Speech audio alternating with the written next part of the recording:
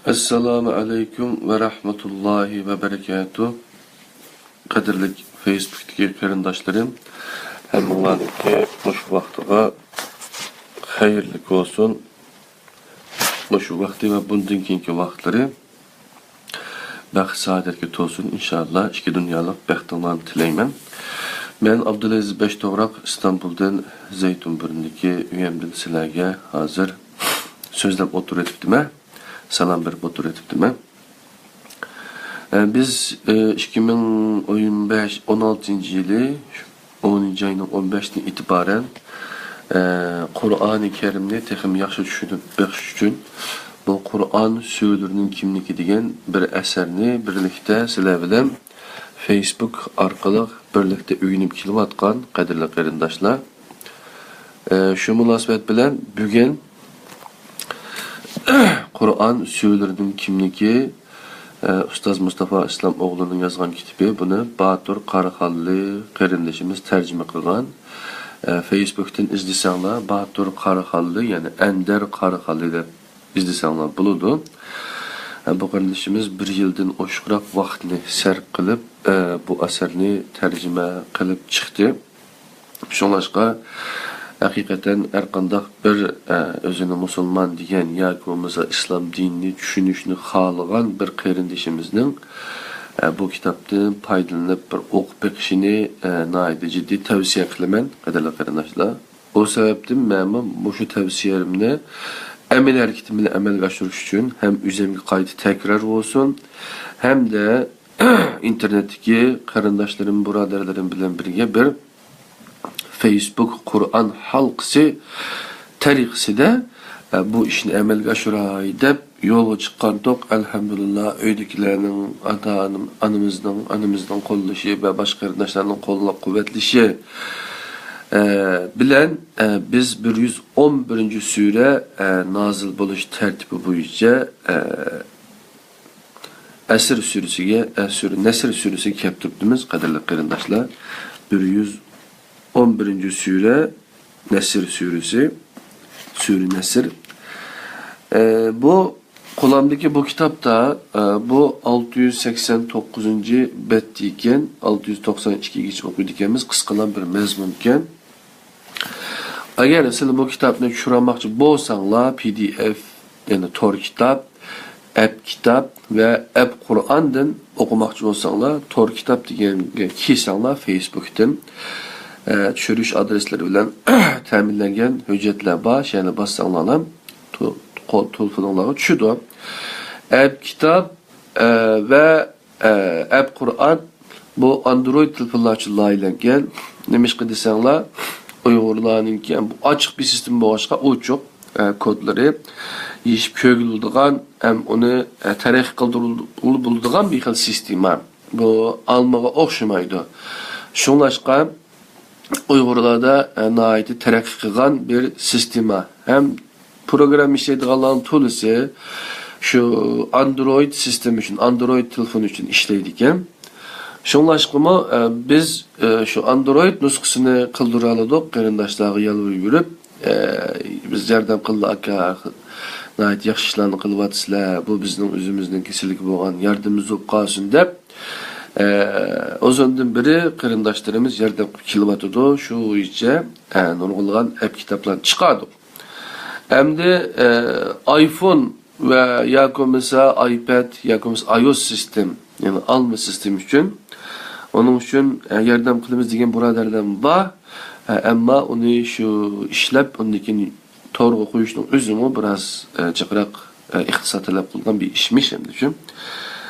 Qaragan chaqda chet eldagilarning to'liq shu alma sistemini ishlatgandek turdi.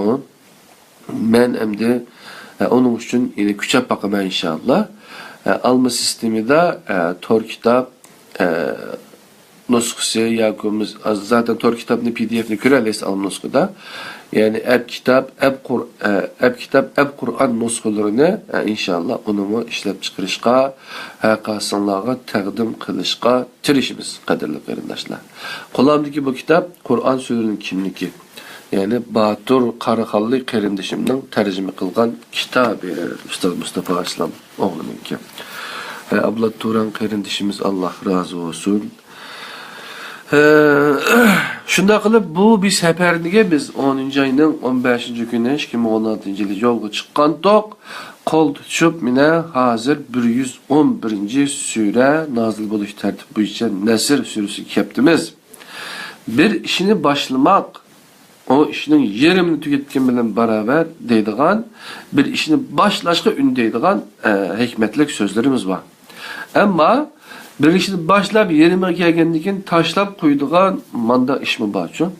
Şunlaşqa biz onda qılmasdan elhamdülillah meyle qayaqsın, meyle yağmur yağsın, meyle micazımız bulaylı bolmaylı. Hazır biraz zukam bolup qaptımı avazımı garan görün çıkıvatıdı. Yani şundaqdıma bu işini başlagaçqa ayığını çıkırlı dep mişe keldik.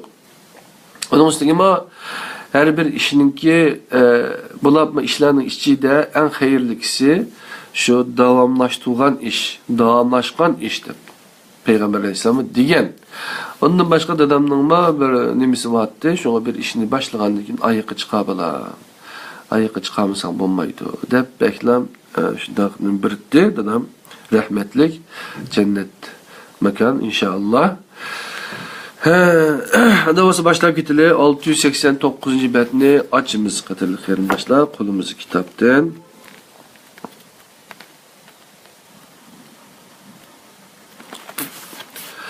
Nesr suresi. Sürünün zeper iniq bolgan yardam ma'nosini bildirdigan ismi birinci ayetlik asasen kuyulgan. Allah'ın yardımı ve galbisi kelgende bilen başlanıptı birinci ayet. Nesir öz aldığa yalğız kelgende yardım deganlik buludu. Biraz astı bırak. Kılaydı bana. Nesir öz aldığa yalğız kelgende yardım buludu. Lekin Allah ismiga iniqlıqçı bulup Nesrullah şeklinde kelgende ma'nosi zeper iniq bolgan yardım. Yani Allah'ın yardımı. Ma'nosi bildirdi. Bunun şahidi Enfal 10. ayettir. Yani en-nesr fakat Allah tarafidan keladi. Eğer nesrning ma'nosi odatdagi bir yordam bo'lgan bo'lsa idi, Allohga xos qilishning hech qanday bir ahamiyati yo'q bo'ladi. Çünkü ahmiyeti bo'lmaydi. Çünkü her insan başka bir insanga yardım kılalaydı. Lekin nesr fakat Allah'la kılalaydigan yardım bulduğun bolsa, bunu insanın yardımını ayırıp durgan farq zeperinin iniq bolganligidir. Allah'ın nesri yanının ma'nosi zeper iniq bolgan yardım degan ma'nodaki. Derslebki mushaf ve tefsirlerde sure bu isim bilen atalgan. Bukhari'nin Hazreti Ayşe'nin nakil kılgan bir rivayetinde sure 1. ayeti yani İza ca'a nasrullahi vel feth bilen atalgan. Tirmizi Feth ismi bilen atagan. İbn Mesud sure Resulullah'ın vafatını ima kılganlık üçün Tevdi Vida suresi dep atagan. Nesr suresi kaçan nazil bolgan? Surenin uslubi ve balagati nazarda tutulganda Mekke'de nazil bolgan sureler bilen okşaş alaydık ige. Sure Medine'de nazil bolgan digüçüler içindemi farklı qarashlar mevcut. Surenin nazil buluş tarihi hakkında 3 farklı qarash mevcut bulup bular tüvendikiçe. Birinci, Tabari ve Taberani İbn Abbas'tan kelgen rivayetteki asasen Hicri 7. yılda Hayber'den qaytışta nazil bolgan deydi. Qatadadan kelgen Resulullah'ın vafatından 2 yıl burun nazil boldu degan rivayetimi bu qarashni güçlendirgan. İkinci, Vahidinin yani İbn Abbas'tan qilgan naqliga asoslanganda Hüneyn'den qaytışta nazil bolgan. Üçüncü, Bezzar Beyhaqi ve İbn Abi Şeybe nakil kılgan İbn Ömer rivayeti qarganda vida hacci küllerinin otlarından nazil bolgan. Resulullah şundan keyin 3 ay ömür ko'rgan. Bu rivayetlerden sürünün teksti bilen birdeklikka ega bo'lgani birinchi rivayettir. Çünkü ötmüş zaman piyelinin beşidi kelgen iza şerti piyelinin zamanını kiladigan zamanga aylantirdi. Sure kelecekka ait bir xabardan bisharat berdi. Qalgan qarashini nazarga algan vaqtimizda vaqa bo'lib bo'lgan shaklda qabul qilganlik bo'ladi. Surada zafar axloqi asos tema qilingan bo'lib, sura kelecekka munosabatlik mo'jizaviy va g'aybiy bir xabar bilan boshlanadi. Bu xo'sh xabar kelecekda reallikda aylanishi muqarrar bo'lgan bir zafarning, ya'ni fathning xo'sh bisharati edi. Bismillahirrahmanirrahim. Auzubillahi mineşşeytanirracim. İza caa nasrullahi vel feth. Allah'ın yardımı ve galibisi kelgende. Sadakallahu aleyhi. Zaferning ma'nosi nayt ro'shan. Kurashda g'olib bo'lish. Ondaqda fatih nimani bildirdi? Onun ma'nosi 2-oyatda bayon qilinmoqda. Euzubillahimineşşeytanirracim. Ve ra'ayten nase yedhuluna fi dinillahi afvaca. Sadakallahu aleyhi. Allah'ın diniga kishilarning top bo'lib kirganligini ko'rganingda senin vazifanmo tamomlandi deganlikdir. Tırnaqchi degan ayet. Bu ayette kelecekki münasebetlik mo'jizaviy, yani 2-oyat, mo'jizaviy ve g'aybiy bir xabardan bisharat berilmekte. Ayette bisharat qilingan xabarga mos holda kishilarning top bo'lib islomga kirishi Hijriy 9-yilda maydonga kelgan. Elchilar yili, yani Amud Ufud deb atalgan bu yılda kişiler İslam'a teslim buluş için Arap yerim aralığının her tarafından top bulup Medine'ye kelgen idi. Bunun ismi Yürek Fethi'dir.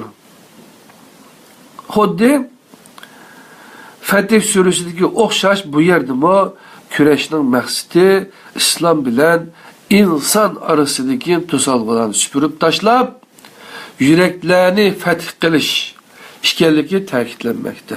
Yüreklerini fetih qilish qadamlar qilishlar. Yürek. Bir adamning yuragini fetih qilmay turib, bir adamning yuragini, ko'nglini İslam bilen, Qur'on bilen fetih qilmay turib, uni biz haqiqiy İslamda da'vat qildik deyolmaymiz. Qadrli qarindoshlar. Qur'on bilen o'qamsa, o'qimamsa, qilamsa, qilmamsa, etamsa, etmamsa deb zo'rlash, yoki ma'lum bir kuch bilan, yoki ma'lum bir zo'rlik, zo'mbilik bilan undan qilishning o'zi xato, to'g'ri emas. O holatda agar u odam islomni qabul qilsa, yoki namoz o'qigan bo'lsa, o ichida qoyil emas, teshidin qoyil holati ko'rindi bizga. O chaqda o odamni biz munofiq qilib qo'yamiz, qadrli qarindoshlar. Bildinglarmi? Şunlaşqa bu yürek fethi demek mühim, qadrli qarindoshlar. Bunun ismi yürek fethidir. Xuddi Fetih Suresiga o'xshash bu yerda mi kurashning maqsadi İslam bilan inson orasidagi to'solg'ularni supurib tashlab, yüreklerini fetih qilish ekanligini ta'kidlanmoqda. Mana bular reallik aylanayotgan vaqtda bu g'olib qo'shinning bosh qo'mondoniga har muhattabning iyilikini titirdigan bir agahlantirish berildi. Nima agahlantirish?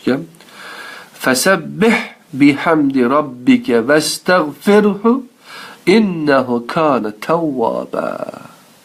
Sadaqallohu alayhi. Mana bu vaqtda Rabbinga tasbih aytqin, hamd aytqin ve onundan mağfiret diligin. Allah hakikaten tavbini qabul qiluvchidir. Qadrli qarindoshlar, shunday nusrat kelgan vaqtda, ashunda vaqtda Allah nima debdi payg'ambar sallallohu alayhi vasallamga? Baş komutan, baş qo'mondan nima debdi? Mana bu zafer axloqidir deydi.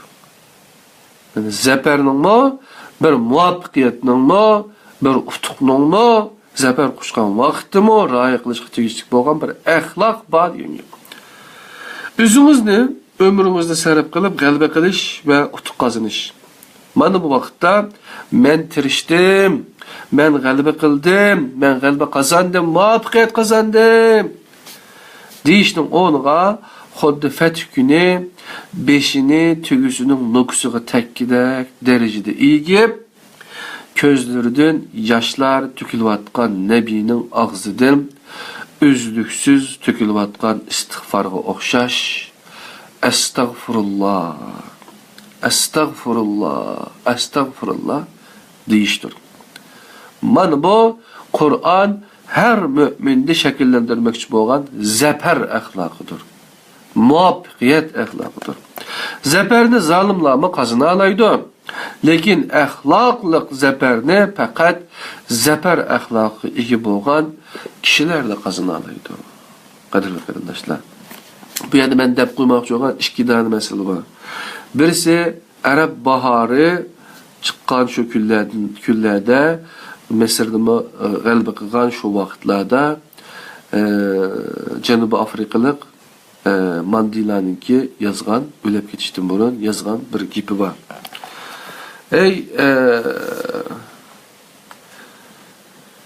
Arab inqilobininki, Arab bahorininki muzaffarlari, g'alaba qiluvchilari sizlar Payg'ambar alayhisolamninki Makkani fath qilgandiki shu axloqi bo'yicha sizlar g'alaba qilgan bo'lsanglarmi, burun gunoh o'tkazganlar yoki bo'lsa, ularni qanday qilib etinglar?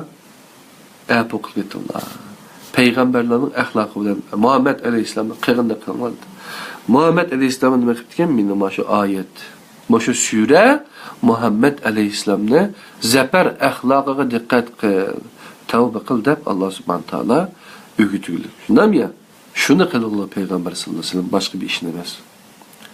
O bir, yeni birisi bizning vatanda muvaffaqiyat qozonish, o'qisaqmi mag'lub bo'lamiz, o'qisaqmi mag'lub bo'lamiz.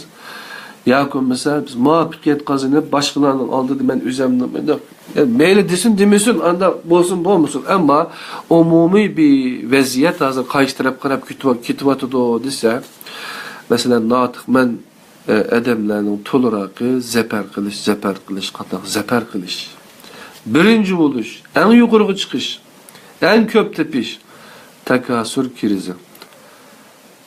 Yani bu ahire bizni veyran kılıdı. G'alaba qilamiz da, ammo g'alaba axloqi bo'lmasa, boshqalarning beshiga desab, yoki bo'lmasa, axloqsizlik bilan g'alaba qilsak, oxiri bizniki bu dunyoligimiz bo'lgan taqdirda bu dunyoligimizni vayron uchraydi, aniq. O dunyoligimizdimi bizga bir nisiba bo'lmay qolishi mumkin. Qadrli qarindoshlar, albatta sura Nasr bizga zafar axloqidan so'zlabdi. Payg'ambar sallallohu alayhi vasallam zafar axloqiga rioya qilgan, kana xulquhu Qur'on.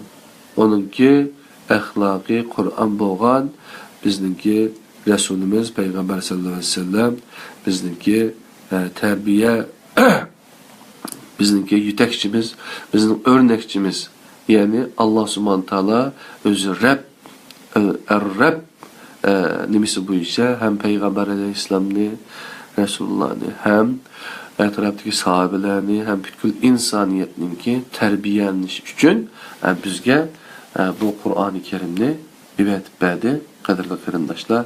Shuningdek biz Qur'oni Karimni tushunib, undan keyin o'qisak inshaalloh biz buni amal qilishga, Qur'onga bo'lgan bizningki ko'z qarashimiz o'zgarib, texmi yaxshi, to'g'ri tunishga, bu orqali Allohningki roziligiga erishib, bu dunyo va o dunyoda jannatimizni yashashga sabab bo'ldi, qadrli qarindoshlar. Unda bo'lsa bugungi Qur'on suralarining kimligi sin dersimiz mishada tugudi.